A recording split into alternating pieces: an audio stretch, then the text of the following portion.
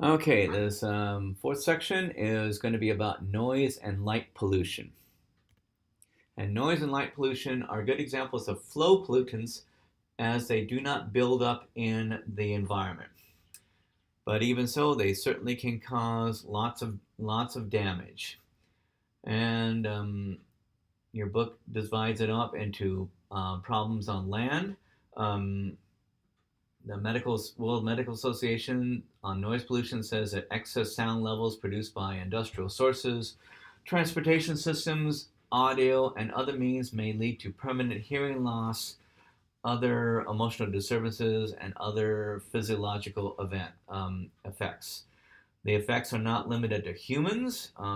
Research indicates that heart rates of mule deer and bighorn sheep are significantly elevated for 2 or 3 minutes each time a plane passes overhead.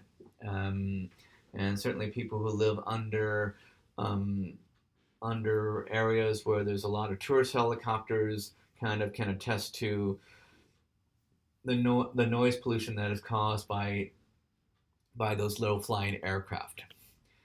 There are problems under the sea as well. Sources include supertankers and ships of all sizes, oil exploration equipment, military sonars, pingers, explosives, and dredgers that can cause noise pollution to sea animals that live under the sea. Problems in the sky. This is not so much noise pollution, but light pollution.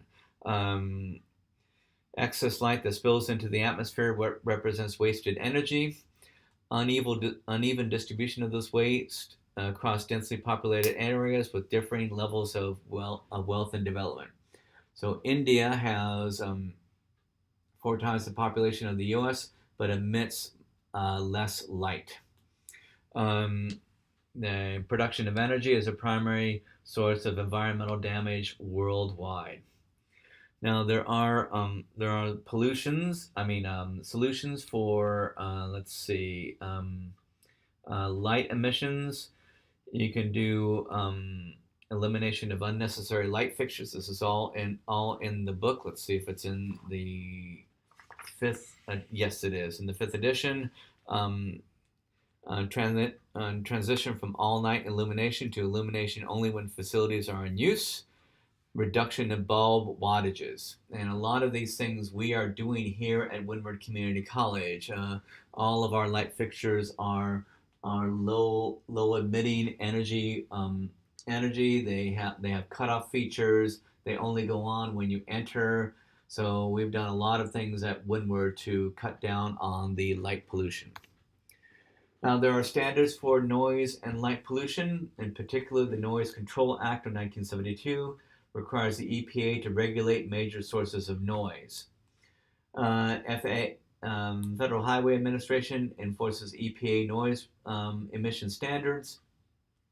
And there's Occupational Health Administration, workplace noise.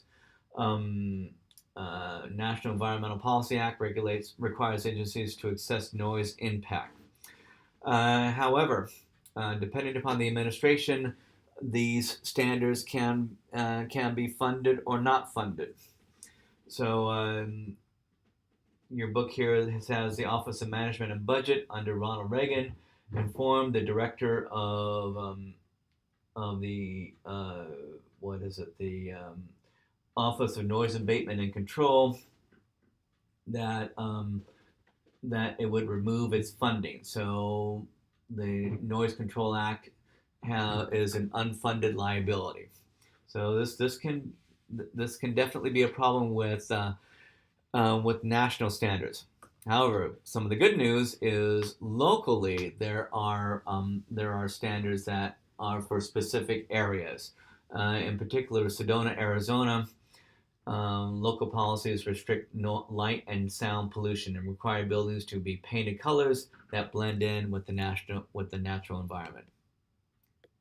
So here's a picture of where light is being emitted from the major areas of population and light. You can see the eastern seaboard of the United States has a lot of light being emitted, as well as Europe. But India significantly less, even though it has way over 1 billion people. You look at Japan; they have a significant amount of light being emitted there. But you compare that to Indonesia with a far greater population, and it doesn't have nearly as much light. And here is a picture of Sedona, Arizona, from your book, and this is an area that emits considerably less light because of local standards. Oops, and whoopsie. Okay, and this ends our fourth section, and we'll have one more section about where do we go from here.